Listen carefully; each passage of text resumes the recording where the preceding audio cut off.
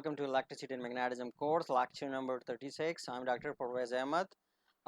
And today's lectures we will discuss about the Ampere's law. So आइए आज के lecture की तरफ हो जाते हैं. So जिस तरह के last time हमने discussions की about the magnetic field in a straight wire and a magnetic field that's been produced as a result of the current flowing through a straight wire of length L. Okay.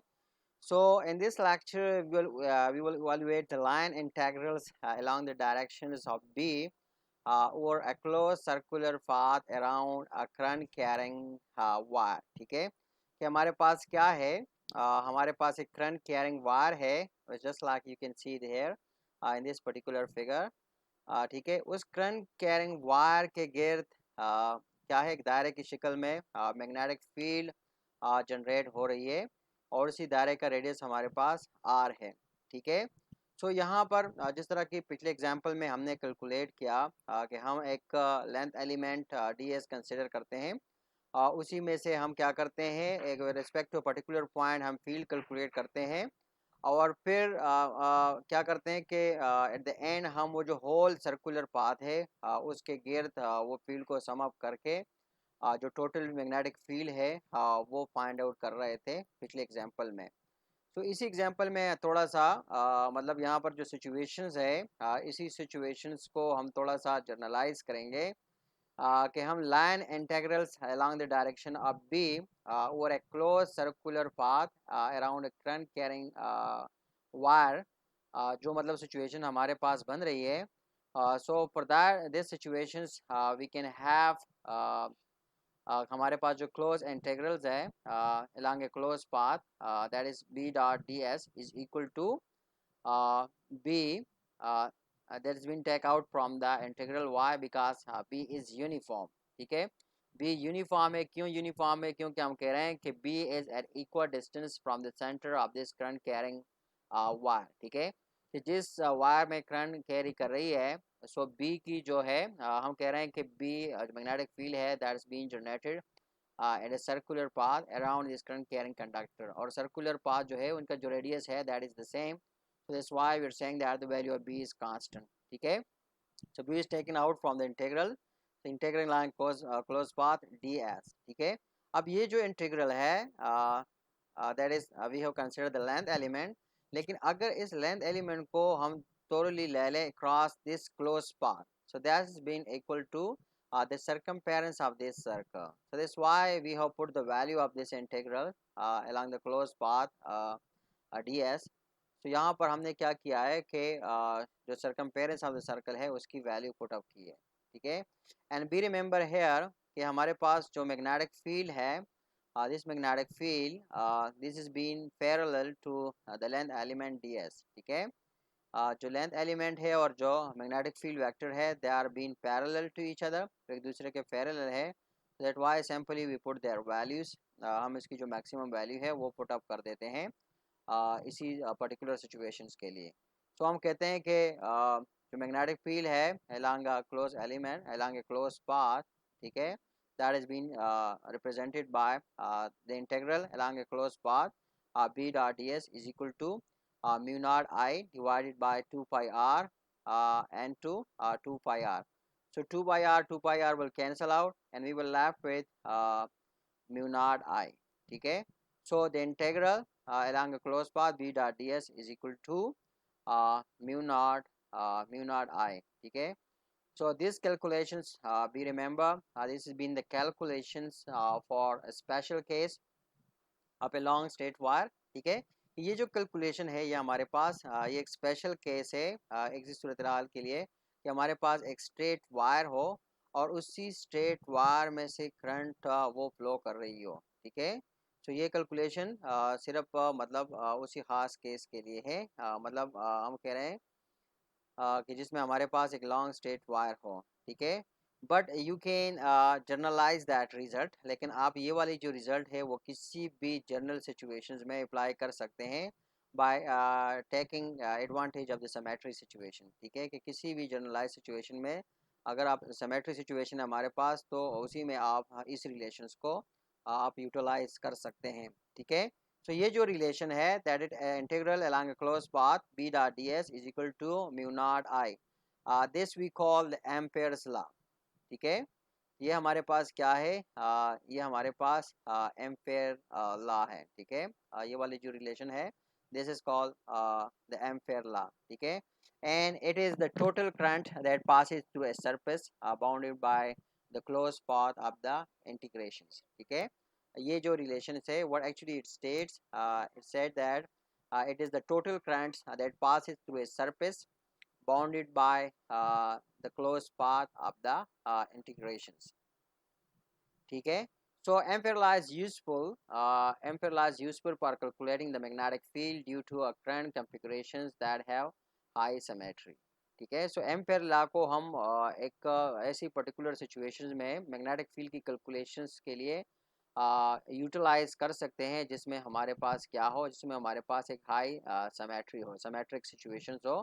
तो symmetric situations में हम क्या कर सकते हैं, हम Ampere's law को मतलब यूटिलाइज करके जो मैग्नेटिक फील्ड है वो मैग्नेटिक फील्ड को हम कैलकुलेट कर सकते हैं।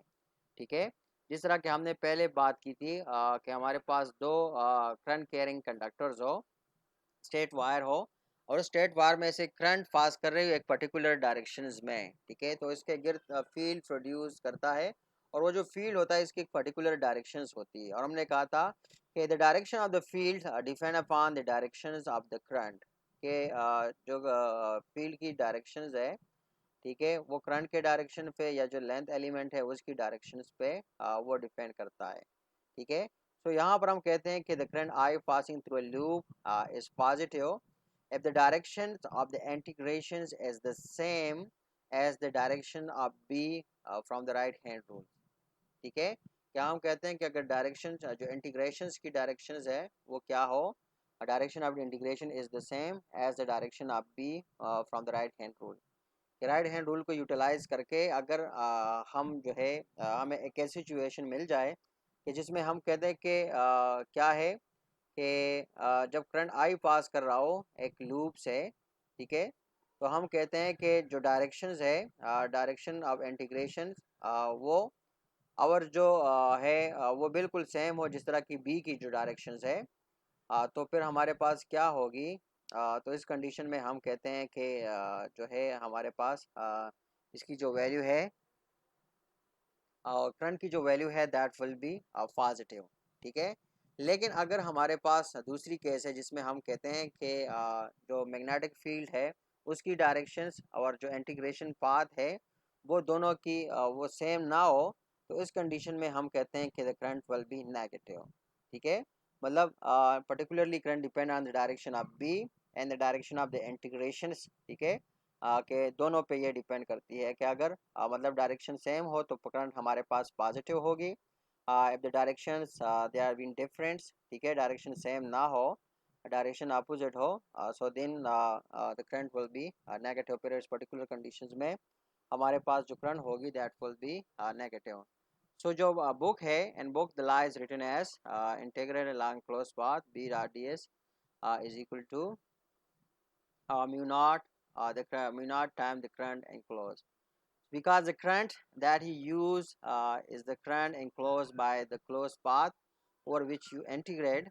So general form of the ampere law can be written as integral along closed path b dot ds is equal to mu naught time the current enclosed plus k phi epsilon naught uh, d pi over dt. This is the rate of change of the electric flux।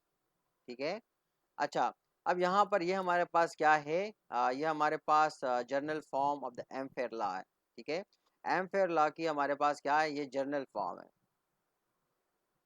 और जो current यहाँ पर हम जिस तरह हमने पहले यहाँ पर बात की कि चूंकि जो करंट हम उसको यूज़ कर रहे हैं यहाँ पर enclose by the close path. ठीक है, ये एक क्लोज पाथ के अंदर है जिसके अराउंड हम इंटीग्रेट कर रहे हैं। So in such a conditions we say that the Ampere's law can be generalised in this particular form. ठीक है, और यहाँ पर जो रीजन है for second term on the right hand will become apparent later, मतलब इसको ये वाली जो टर्म है इसको बाद में हम डिटेल के साथ वो करेंगे कि this is been some sort of the corrections.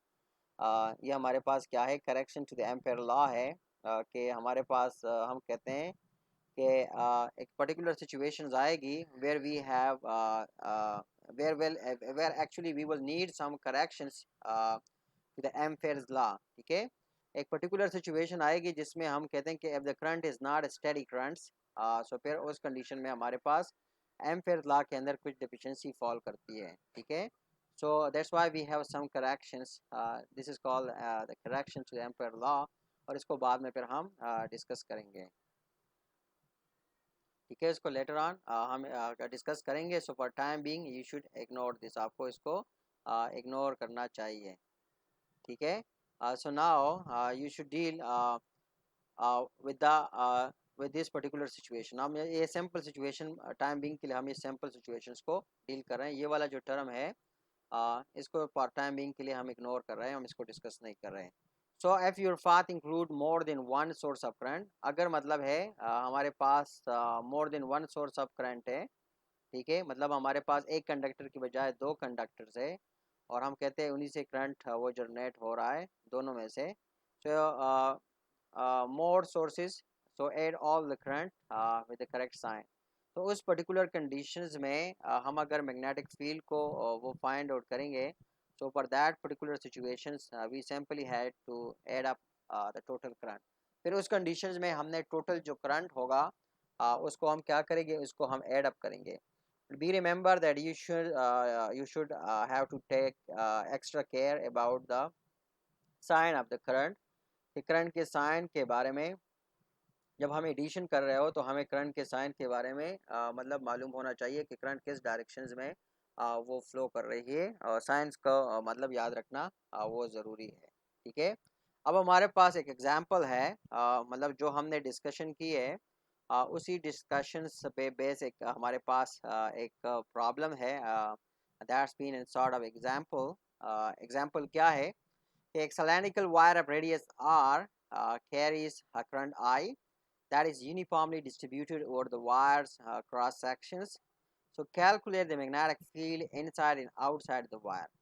ठीक है, ये हमारे पास क्या है, सिलेंड्रिकल वायर है जिसकी रेडियस r है और हमें कहा जा रहा है कि करंट आई इसमें से इसी कंडक्टर में से यूनिफॉर्मली डिस्ट्रीब्यूटेड है, इसकी क्रॉस सेक्शन के यूनिफॉर्मली डिस्ट्रीब्यूटेड है।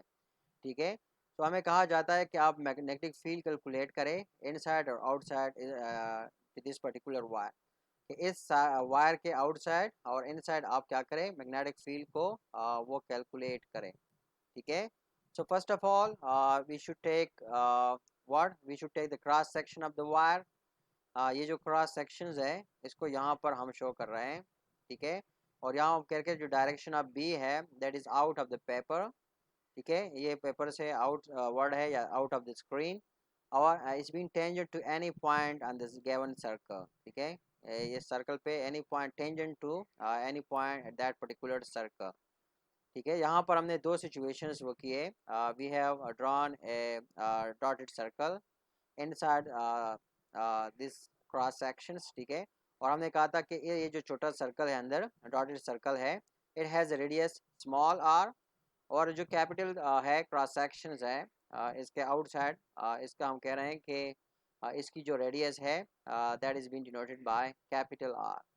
सो by applying the Ampere's law we say that integral of close path b dot ds is equal to mu naught the current enclosed that is equal to, अगर हम evaluate करें along a closed path, ठीक है, हमारे पास दो close path है, so that equal to what mu naught I तो पाई R square, मतलब ये क्या है, हमारे पास ये सर्कुलर एरिया है, इसकी क्या है, ये स्क्वायर के बराबर है mu naught R square divided by sorry pi R square divided by pi R square capital.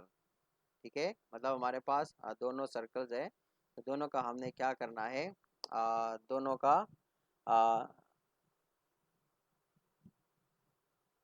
ठीक है, हम हमारे पास ये रिलेशन हम जस्ट वैल्यू पुट अप की है। ठीक है, तो यहाँ पर देखें पाई फाई दोनों में कॉमन है, cancel out, so you will left with relations mu naught I r small r square divided by capital R square. ठीक है. So over the closed circular path, now we have two path. हमारे पास एक ये है the dotted circular path and the solid circular path. ठीक है. So अब हमारे पास है the closed circular path R for this circular path. ठीक है. इसी स्मॉल सर्कल के लिए हमारे पास जो रिलेशन है that is given by integral close path b dot ds is equal to since b is uniform, so we take that outside the integral close path ds. ठीक है. That is equal to b into 2 pi r, that is the circumference of this circle. ठीक है. तो ये हमारे पास क्या है इस सर्कुलर पाथ के लिए है. ठीक है. सो टू सॉल्व फॉर बी, अब इसी रिलेशन से अगर हम कहें कि हमने बी के लिए सॉल्व करना है. ठीक है. तो अगर इसी रिलेशन को हम बी के लिए सॉल्व करें, सो 2 पाई आर बी. ठीक है. 2 pi R B is equal to mu naught I R square small R square divided by R square. क्योंकि जर्नल में हमने ये जो रिलेशन है ये कैलकुलेट किया था कि पर्टिकुलर सिचुएशन में ये वाला जो रिलेशन है that is equal to mu naught I R square small R square divided by capital R square. लेकिन स्पेशल सिचुएशन में हम कहते हैं कि ये वाली जो रिलेशंस है integral long close path B dot D S is equal to B and 2 pi R small circle के लिए. सो उधर हम क्या करें, सिर्फ ये वैल्यूज पुट करते हैं. ठीक है. वैल्यूज का पुट करते हैं. So we solve for the B के लिए हम इसको सॉल्व करते हैं. ठीक है. So 2 pi R B is equal to mu naught I small R square divide by capital R square. यहाँ पर सम कैंसलेशंस हम करेंगे to find out the value of R, value of B के लिए. So when you do the calculations, आप calculations करते हैं, so you will get what? You will get the value of b that is equal to mu naught I r square divided by 2 pi small r capital R square. अब एक r इसमें से cancel हो गया with this r small r, so you will get mu naught I r over 2 pi r square. ठीक है. r we can say that mu naught I r divided by 2 pi r square. ठीक है. This is when we solve for the value of b. ठीक है. So B is linear and small R. ये हमारे पास ये जो total calculation है this is for the radius of this small circle. कि हम मैग्नेटिक फील्ड को डील कर रहे हैं with respect to this circle of radius small R. ठीक है. बी हमारे पास क्या है, स्मॉलर सर्कल में हमारे पास बी जो है that is been linear. B हमारे पास क्या है, B is linear and R. So outside the wire, अगर हम आउटसाइड द वायर के लिए जो आउटसाइड द वायर है उसके लिए कैलकुलेशंस करें. So B remember we have the relations that is equal to integral long close path B dot D S is equal to B naught integral long close path D S is equal to B into 2 pi R is equal to mu naught I. ये हमारे पास relations है. यहाँ पे से हम b की value निकालते हैं. So b is equal to mu naught I divide by 2 pi R. ठीक है. और ये हमारे पास कहीं ज़्यादा सिंपल है अगर इसको हम कंपेयर करें बायोट-सेवर्ट लॉ से. बायोट-सेवर्ट लॉ के मुताबिक ये बहुत ज़्यादा हमारे पास इजी है.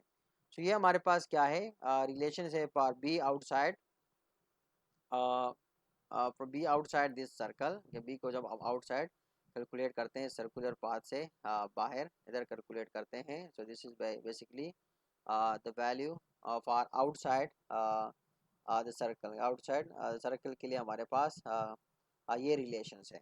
ठीक है. सो एज एक्सपेक्टेड हमारे पास ये वैल्यू निकल आई. अगर इसको हम प्लॉट करें, बी को वैल्यू को प्लॉट करें वर्सेस द रेडियस. ठीक है. Radius small R. So you will get relations that for certain value of r, एक certain value r तक यहाँ पर देखें कि हमारे पास जो magnetic field है that is linearly varied with the magnetic field. ठीक है. लेकिन जो ही r से हम बाहर की तरफ जाते हैं distance को increase करते हैं, so then we have decrease some rapid decrease. ठीक है. With the magnetic in the magnetic field along with the distance. ठीक है. कि जितना फिर हम distance increase करेंगे तो उसके साथ ही हमारे पास it's not linear but almost linear relations almost in inwards relations. ठीक है, यहाँ पर हमें शो हो रहा है कि मतलब जितने हम दूर जाएंगे सो इतना ही हमारे पास जो मैग्नेटिक फील्ड की वैल्यू है दैट विल बी डिक्रीजेस। ठीक है, तो ये बेसिकली हमारे पास एक्सपेक्टेड वो प्लॉट है। So calculating electric and magnetic field, अगर इलेक्ट्रिक फील्ड को हम कैलकुलेट करें so in general we utilise Coulomb law. लेकिन अगर हमारे पास सिमेट्री सिचुएशन है so for high symmetry configuration we use the Gauss's law. सो इलेक्ट्रिक फील्ड के लिए मतलब है हम दोनों लॉज को यूज़ कर सकते हैं। We can utilize the Coulomb law and we can utilize the Gauss's law. ठीक है, सो जनरली हम कूलम लॉ यूज़ करते हैं अगर हमारे पास हाई सिमेट्रिक सिचुएशन है या हाई सिमेट्रिक सिचुएशन है। So in that particular condition we utilize the Gauss's law. Similarly in magnetic field, general में हम क्या करते हैं, in general we utilize Gauss's law to calculate the magnetic field. ठीक है, लेकिन for high symmetry configuration we use the Ampere's law. उस situation में हम Ampere's law को use कर सकते हैं। ठीक है, so this analogy is rather flawed because Ampere's law is not really the Gauss's law of magnetism. ठीक है, तो इसमें आप लोगों ने इस चीज़ का ख्याल करना होगा कि हमारे पास क्या है कि सम टाइम इस है कि ये जो मतलब है जो रिलेशन है, ये जो एनालॉजी है has been plot because of war के जो रीज़न है उसकी ये है कि एम्पेयर जो लॉ है वो क्या है, this is really not the Gauss's law of magnetism. कि ये गासेस की जो मैग्नेटिज्म की लॉ है वो नहीं है। ठीक है, एंड यू नो दैट कि why it is not that, वो जो लॉ हमारे पास है मैग्नेटिज्म के लिए जो गासेस लॉ है उसकी स्टेटमेंट जो है वो मुख्तलिफ है। So that's all we have for this lecture. Thanks for watching, see you in next lecture very soon. Till then, bye bye.